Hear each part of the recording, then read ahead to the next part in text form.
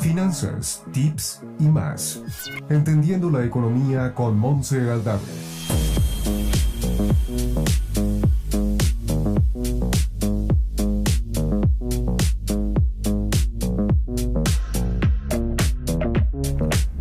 Monse, buenas noches, ¿cómo estás? Susana, José Antonio, qué gusto estar aquí de nuevo en el programa.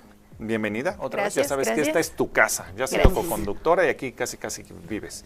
Entonces, a ver, cuéntanos, salieron ahí unos datos interesantes, tengo yo dos en mente, PIB, que al final lo que refleja es el crecimiento de un país, me corriges si digo algo mal, bastante nos puso nerviosos algunos, y el otro, el dato de inflación, que la quincena anterior había sido bastante bueno, si no mal me acuerdo, si no estoy equivocado, ese era sobre el 3.59, ahorita nos platicará esos datos. Entonces, ¿por qué nos vamos por ese lado para arrancar? Súper, pues salió el dato del PIB revisado para el 2024 y los números lo que confirman es lo que ya habían sacado en su primera estimación o en este dato oportuno, y lo que se confirma es que la economía en 2024 creció a una tasa de 1.5%. Y esto, aunque suena pues una buena tasa, positiva, ¿no? 1.5%, ya es un crecimiento a la mitad del 2023. En 2023 crecimos 3.3%, entonces el ritmo claramente va hacia abajo. Y no solo eso, sino que además hay que considerar que 2024 fue un año electoral en donde usualmente los recursos del gobierno se gastan y eso impulsa la economía. Muy política en decirlo, digamos que se gastan los recursos del gobierno. Exacto. Entonces, otra de las cosas que nos preocupa es que el dato del cuarto trimestre, cuando separamos por variaciones trimestrales o crecimientos de un trimestre a otro, resulta que en el último trimestre del año la economía se contrajo. O sea, no solo se está desacelerando, sino que ya se contrajo.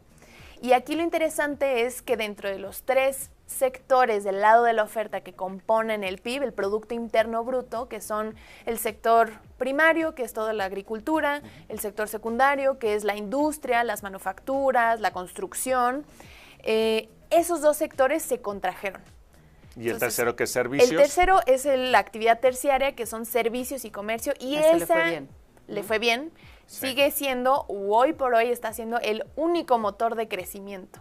Comentarle a la gente que nos ve en Telefórmula, y para describirlo para la gente de radio en el 103.3, estamos viendo una gráfica con tres diferentes colores, con tres diferentes barras, en donde lo que vemos es precisamente que el sector servicios, que es el tercero de estos sectores, es el único que se muestra positivo en este último dato de crecimiento, lo cual es alarmante porque quiere decir que tienes tres motores, de los cuales dos pues están apagados, ¿no? ¿Te sabes más o menos los porcentajes de cómo contribuyen cada uno de estos sectores al PIB? O sea, sí, porque entiendo que los dos primeros son más chiquitos que el de servicios, ¿no? Sí, eso es muy importante. La parte de la agricultura pesa realmente muy poquito en la economía, es 10% del PIB, entonces es muy chiquito. La parte de la actividad industrial es como el 30% de la economía, entonces ya tiene un peso mayor y por eso lo vemos pues contribuyendo más hacia el lado negativo, aunque la contracción no fue tan grande como en agricultura, y la parte que más pesa en la economía es la parte de servicios, que pesa alrededor de 60%. Entonces esta es realmente la parte a la que hay que ponerle mucha atención. Fue positiva, pero ojo, fue un crecimiento muy débil y empieza a debilitarse, entonces esta es la parte que preocupa. Ok, de acuerdo. Y preocupa porque muchos dicen si esto ya es una recesión, ¿no? 2 trimestres consecutivos de contracción económica nos lleva a una recesión técnica. Te voy a detener porque nos vamos a ir a un corte. Lo que está preguntando Susana es crítico. Vamos a hablar de que México va a entrar a una recesión como país.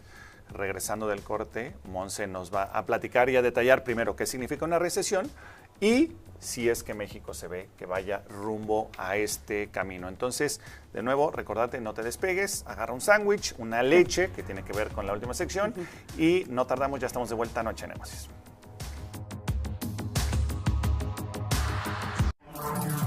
Noche de Negocios. Quédate en la conversación. Grupo Fórmula. Susana ya lo decía, pero una recesión técnica es una contracción en el PIB real durante 2 trimestres consecutivos. Nada más déjame decirte que a los economistas no les gusta ese término. En México tenemos algo que se llama el Comité de Fechados de Ciclos Económicos y es gente experta en la materia que se reúne y ellos son los que definen cuándo es una recesión. Y según la definición más robusta de recesión, en inglés son las 3 Ds, ¿no? Que la primera es depth, la profundidad o la magnitud. La segunda es duration, la duración, ¿no? O sea, cuántos meses, trimestres está la actividad contrayéndose. Y la tercera es diffusion, la generalización en la actividad económica. Entonces tiene que ser una caída sostenida, generalizada y durar un par de meses. Y pues realmente la recesión técnica solo cumple con una, que es la parte de la duración. ¿No les gusta el término de recesión técnica o no les gusta que sean 2 periodos de contracción? Ninguna. Ninguna de las dos. O sea, no nos podríamos guiar, lo acabas de explicarnos muy bien, no nos podríamos guiar si son 2 o son 3 o son 4, no hay como una métrica oficial, es lo que quieres decir.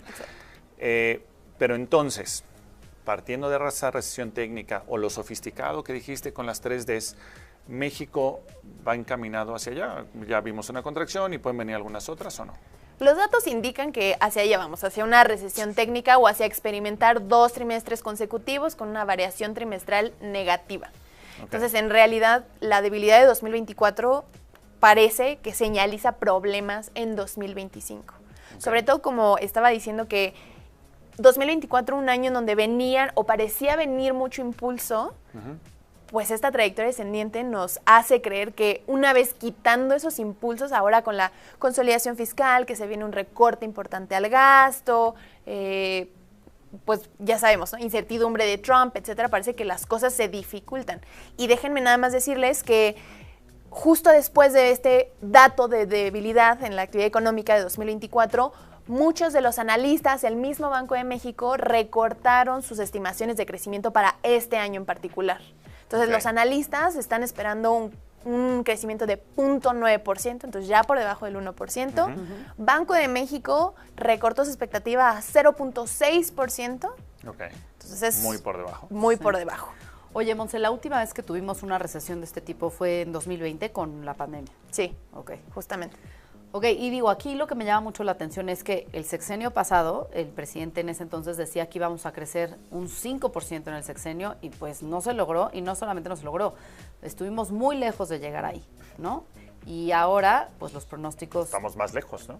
Exactamente. Más lejos todavía. A ver, ese crecimiento se logró en los 80s, me parece, ¿no? Por arriba del 5%. Sí, correcto. La verdad es que hace ya un par de décadas que ya no experimentamos crecimientos de más del 3%. En promedio, de hecho, nuestro promedio histórico es por ahí de 2.3% y hace mucho que ya no tenemos estas cifras. Y para quien no nos está viendo en pantalla, sino simplemente escuchando, aquí yo les puse una gráfica de los crecimientos promedios anuales del PIB.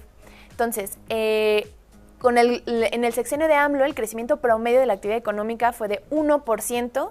Esto fue mucho menor que, por ejemplo, el crecimiento promedio en el sexenio de Peña Nieto de 2.2%, en Calderón de 1.4%, con Fox fue de 1.8% el crecimiento promedio, y bueno, yéndonos todavía más atrás, con Ernesto Zedillo el crecimiento promedio fue de 3.6%, y ya ni hablemos de Carlos Salinas de 3.9%. Nos parece que vamos yendo cada vez más abajo en las administraciones, y esta es la parte pues realmente preocupante, ¿no? Claro. Que cuál es, los economistas le llaman el PIB potencial, ¿no? O sea, cuál es el nivel al que podemos... Al que debería llegar. Al que debería llegar, claro, ¿no?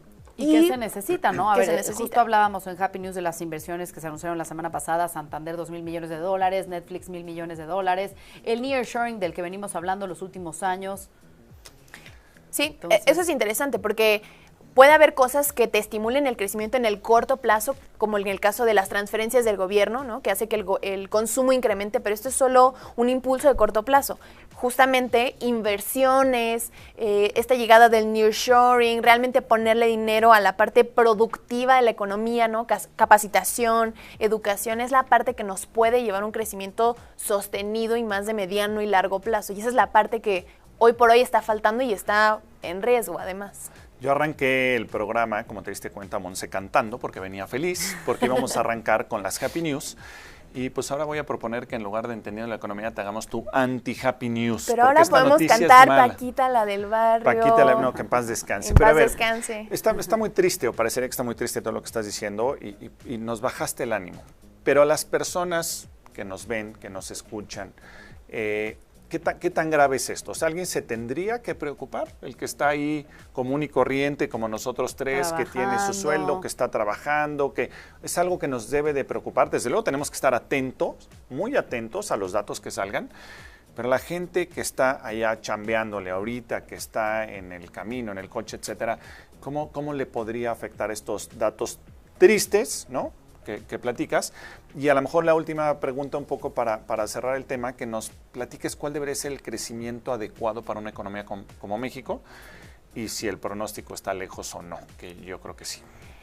Pues mira, ¿cómo nos afecta a todos? Pues todos al final somos parte de esta economía. Nos afecta desde el PIB per cápita, ¿no? Realmente cuánto es la parte que se supone que nos toca a cada uno, las oportunidades laborales, el ingreso que estamos recibiendo, etcétera. Entonces yo creo que este es momento, y aquí da pie para un comercial, pero este es el momento adecuado para cuidar más el dinero, claro, ¿no? O sea, realmente en época de vacas gordas es cuando uno tiene que guardar dinero en caso de que se necesite en la época de vacas flacas. Entonces, probablemente estemos yendo hacia una trayectoria de menor crecimiento en donde va a ser todavía más importante cuidar de nuestro dinero, ¿no? Estar muy atentos justo a los datos tanto de crecimiento, de inflación, sí, todo lo que esté pasando en el mundo. ¿Ya oyeron, jóvenes? Dejen de gastar ahí en el cafecito y en la playera del América, que están muy contentitos todos, y hay que ahorrar, ¿no?, sí, para enfrentar este tipo de problemas. Y en el otro sentido, el pronóstico. O sea, ¿es alcanzable o no es alcanzable lo que dice la Secretaría de Hacienda y Crédito? Bueno, el pronóstico del que está hablando José Antonio es el pronóstico de la Secretaría de Hacienda, sí, que este año tiene un rango entre 2 y 3% de crecimiento que, pues como ya vimos con los datos, se antoja ya muy difícil. Hablábamos del consenso de analistas de Banco de México, incluso el Fondo Monetario Internacional, sí, su previsión de crecimiento está por debajo de ese 2%. Entonces, seguramente y desafortunadamente no vamos a cumplir con esa estimación o esa proyección de crecimiento hacia adelante. Y parece que no cerca. Parece que no cerca, sí. Okay. Así que, pues bueno, estaremos muy atentos de los datos, no solamente del PIB, también de inflación y también del rumbo que tome la política monetaria de nuestro país, que pues está relacionado con todo esto que estábamos platicando. Muchas gracias, Montse Aldave, como siempre, por explicarnos también todos estos datos económicos. Y estaremos al pendiente. Gracias, Montse. Gracias, un gusto. Gracias, Montse. Finanzas, tips y más. Entendiendo la economía con Montse Aldave.